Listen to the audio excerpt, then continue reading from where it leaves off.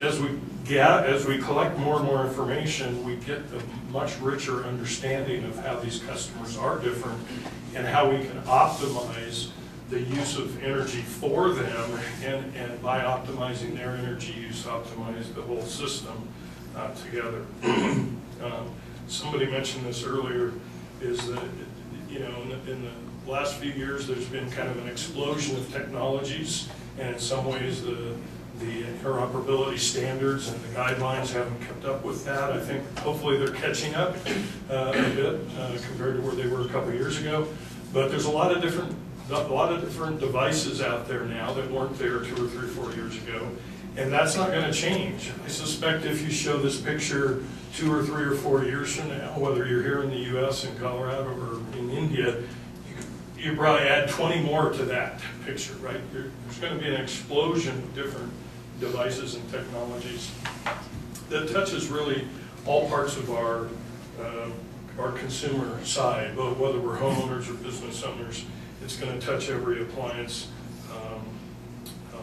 going forward. So I've got a few slides here that just kind of give you a glimpse of some of the new technologies. I had a thought a minute ago. In some ways, this is a milestone in the smart grid development that you probably don't know about. My 14-year-old son, in his science class this semester, was asked to do what they call a Change the World project. It's kind of like one of these multi-week projects. And so he turned it in today, and his project was on the smart grid.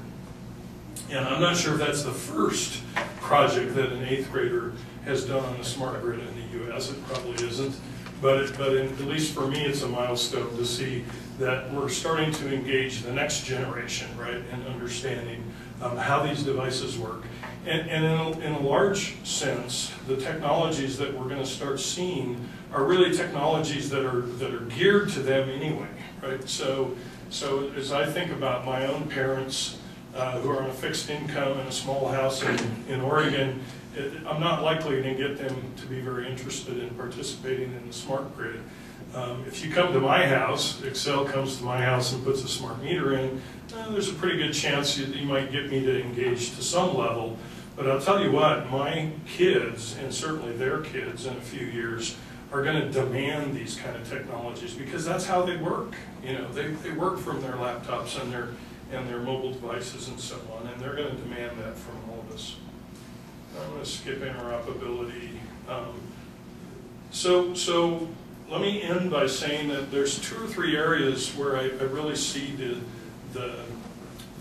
acceleration of technologies changing the system.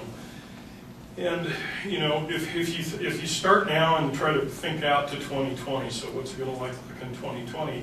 Most of us will think sort of incrementally. It's like, okay, more people have meters and more people have web portals and things like that. We can sort of think incrementally. It's hard to think about what's going to disrupt the system, right? It's hard to think about what's going to create a paradigm shift in the system, and what are those technologies that maybe that are either just starting to be used, like storage, or technologies that maybe haven't been invented yet.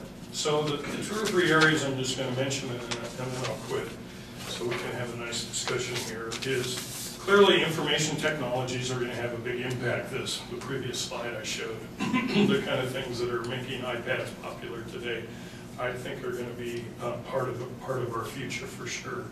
One of the things I'm seeing, which at least has surprised me a bit, is the development of sensor technology. So the cost and performance of sensor technology is just absolutely exploding. So you're going to have much, much cheaper sensors that you can deploy sort of anywhere you want to some extent, and they're going to be much more accurate, have much better information. That's going to create more than petabytes of information, Randy, right?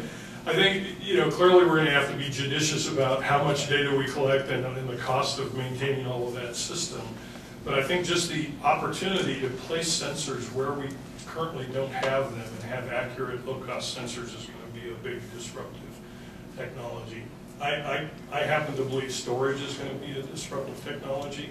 A lot of that's being driven by the car industry, the automotive industry, and their pressure on battery suppliers to give cheaper and higher performing batteries.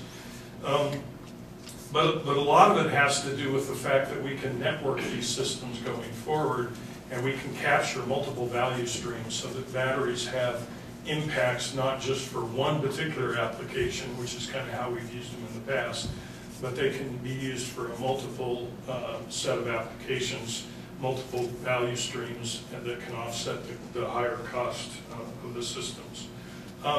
The last one that I'm going to talk about, I'm sure there's more, I'm sure those of you in the room probably have other technologies that you would add to this list. But the other one, I think, is the cost of solar PV systems. There's no question that the cost of those systems is going to come down. I think as they come down, they'll become more and more distributed and less centralized.